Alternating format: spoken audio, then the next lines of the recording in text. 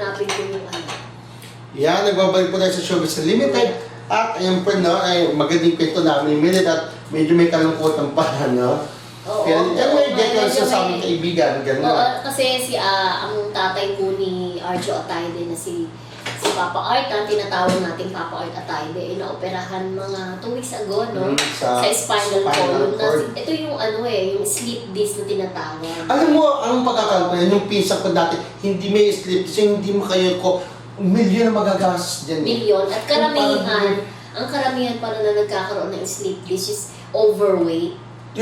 Oo. Naku, delicates. Oo. Patay na. Parang ang sleep disc po it has something to do dun sa spine mo. Kaya inoperahan itong tatay ni Arjo Atayde at medyo hindi pa rin maganda ang kanyang pakiramdam. Yun. So anyway, Major operation to, get diba? no, kasi spine. Alam mo, bigla akong naalala yung inoperahan ako nung cesarean ako, diba? Ganyang kalaking karayom, talagang tinusok sa spine ko na nakakupot ako. Napapalang magkamali, diba? Nagalit sa akin yung doktora dahil pwede ko raw ikamatay at ikalantang gulay.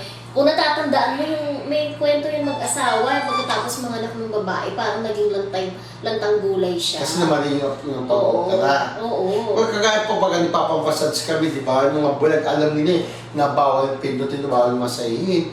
Pero yung get well na po kay Papa Art Atayde na nag-undergo po ng operation ngayon, no? So, nasa hospital siya ngayon.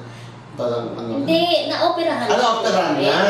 Oo, naoperahan. Pero papagaling na lang, no? Oo, hindi, parang medyo may hindi maganda siyang nararamdaman. Baka naman hindi magaling nag-opera. Hindi, pwede siyempre huwag naman natin questioning sa St. Luke's, di ba? Census ba yan? Okay. Hindi, Hindi, siyempre po baka kasi the best. minsan yung side effects After the operation, di ba? Oo, ibig sabihin, yun nga. So, after nan get well soon, ha? Get well soon po, Papa Art Atayde, hi kay Miss Silva Sanchez, and of course, ating kaibigan, di ba si Arjo? Hi Arjo! Oo nga. So yun, di ba? Oo. Ano naman ang balita mo kay Sharon Cuneta? Kasi ito po ang ngayon po si Sharon Cuneta ay nasa Los Angeles. At may bahay pala sila doon, no? Oo. At ang kasama po niya kanyang buong pamilya at nag-enjoy sila doon. Tapos sabi nga ni Sharon na siguro mga 4 to 5 years, magre-retire na siya sa showbiz. At kung sakali magre-retire na siya, gusto na rin na mamalagi lang sa Los Angeles. O kaya mag-back and forth na lang sila doon. Papunta Pilipinas, papunta na, pabalik-balik na lang sila. Doon sila, may bahay naman sila sa Pilipinas. Pero siguro, baka daw, balang araw ay may isipan niya, doon na lang mismo mamalagi. Kasi baka yung pong 4 to 5 years na taon na ibinibigay niya sa kanyang sarili para mag-retire sa showbiz, kung nasa Pilipinas pa daw siya, baka mas lalong magulo. Diba? Siya daw mismo nagsasabi, magulo po sa Pilipinas, hindi daw maganda yung sitwasyon natin dito. Kaya gusto niya na kung sakaling mag-retire siya, doon na siya mamamalagi sa ibang bansa. Kasi nga, may bahay sila doon. Oh, just like Robin, di ba? Sabi nga niya, para magre-resign na siya, magre-retire na Sa siya. showbiz. Oo, ayan o. Kaya nung may tanda nga sila sa picture din, di ba? Oo. Ayan yung parang may gilid-gilid kasi. Oo, kasi yung mga gilid-gilid kasi parang parang nanganak kasi.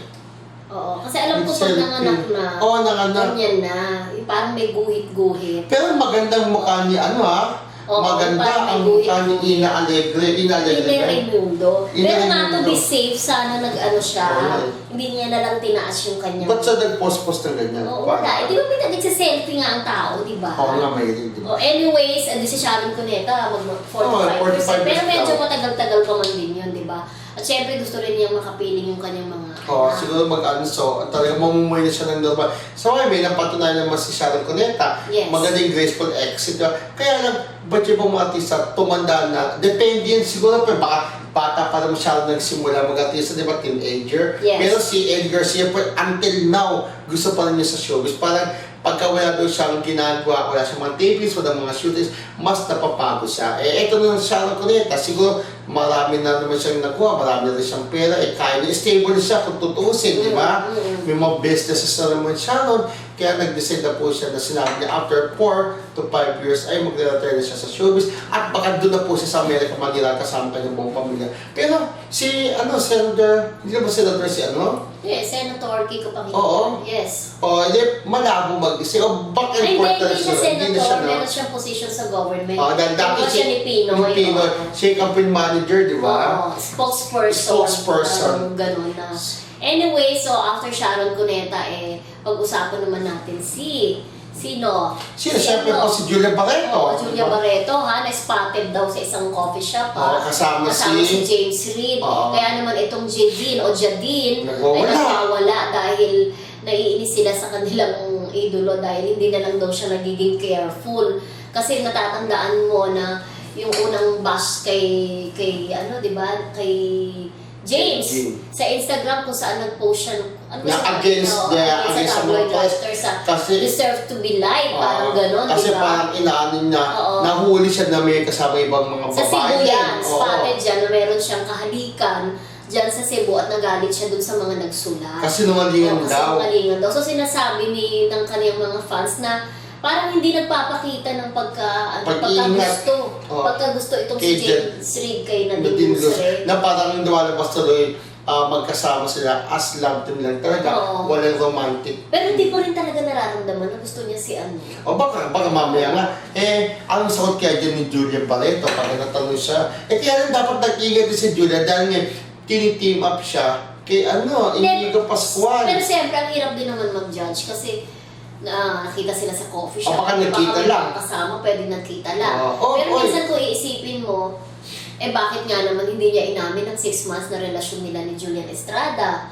Na kung hindi pa dahil kay Julian, hindi pa magbubukelya. Hindi pa niya inamin, naging kami ni Julia. Ending, wala tuloy siya sa debut ni Julia. Barreto, di ba? Pero yun nga, baka nga nagkataon na paras lang sila pumunta sa isang coffee shop tapos nagpa-picture together, di ba? Minsan, may mga artista na, pa-picture naman tayo. May mga ganun-ganun di ba? So baka sana ganun na. Kaya kung hindi man ganun talagang sinadya o nag-date sila, nagkataon may nakakita, masasakta nga naman mga Jadine.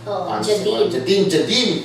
Mga Jadine. Kaya lang, ano magagawa natin kung talaga hanggang love team lang ang pagtingin niya? Kaya kung sakali ang totoo na type na si Julia, kung talaga hanggang love team ng pagtingin niya kay Janine, Nadine Lustre at wala siyang planong ligawan to. Kaya lang sana, kung ako kahit pa paano naman, kilala yung love team niya, ayahan niya na muna yung mga fans-fans mo tagay. Ingatan niya sa rin na makita na may kasama mga babae. Huwag mong palalagpasin ang pagkakataong ito.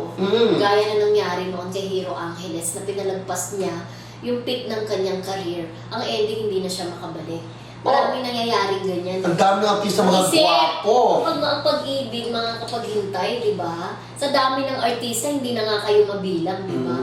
Pero may konti na yung nabibigyan ng chance, di ba? Speaking of totoong mga artista, naalala ko si Rico yan, noong March 29 kasi, ay nag-celebrate ng kanyang 13 years na pala siyang patay. Ang bilis, no? Death anniversary. At hindi pa rin talaga siya nakakalimutan ng kanyang mga kaibigan, lalo na din si Claudine, di ba? May post nga siya sa Instagram niya. I hate this day, sabi niya. Parang ito yung pinaka-nightmare. Nightmare itong araw na ito para sa kanya. Dahil alam naman natin na nagkaroon ng relasyon si Claudine at saka si Rico yan. Si Rico yan, di ba? Crush pa si umaali-aligid na si Raymond kay Claudine. Hindi, yun nga sinasabi, parang that time daw, mag-shota na. Yung dalawa kaya ganun ang pamilya ni Raymond. Si Geraldine. Diba lalo yung ate. Nagsagutan sila ni diba? At that time, kampi pa si Gretchen at saka si Marjorie. Nasa side pa ni... Pinagtatanggol nila si Claudine, di ba? Na yun nga po sabi na ito nga daw, mag-shota na sila ni Raymond Santiago. Nilagi niyang kasama kahit nung dumalo yata sa buron. Pero ito nga, namatay na nung March 29. March 29, 13 years. Parang Biyernes Santo yan. Nandun sila, alam ko, out of town sila, silang tatlo ni Dominic Chowa, Marvin Agustin. Sa Dos Palmas. Ang sinabi yata, binangungot. Yung Dos Palmas, sa pagkakatanda ko, di ba dito dinukot ng mga Abu Sayyaf? Dos Palmas, di ba? Yung dalawang foreigner. Yung foreigner. Pinatay yung lalaki, di ba? Pinatay yung lalaki, Dos Palmas, yun nga po. Doon po nakita patay si Rico yan. For the record doon nakita patay si Rico yan, sabi daw po, na overdose sa drugs. Yung iba naman daw po sinasabing bangungot, di ba? Pero yun nga, huwag na natin tapos na naman yun di ba? Kung nakakalagot na pag-usapan Respeto na lang din yun sa namatay. Kung ano man po ang reason, di ba? So anyways, ayan may mga balita pa po tayo tungkol kay Mateo Gutierrez, kay Mami Divine, ang kanyang binanghilaw. Kay Daniel Palida, Paul Gavales at Baby, yan pong gatas sa pagbabalik ng Showbiz Unlimited!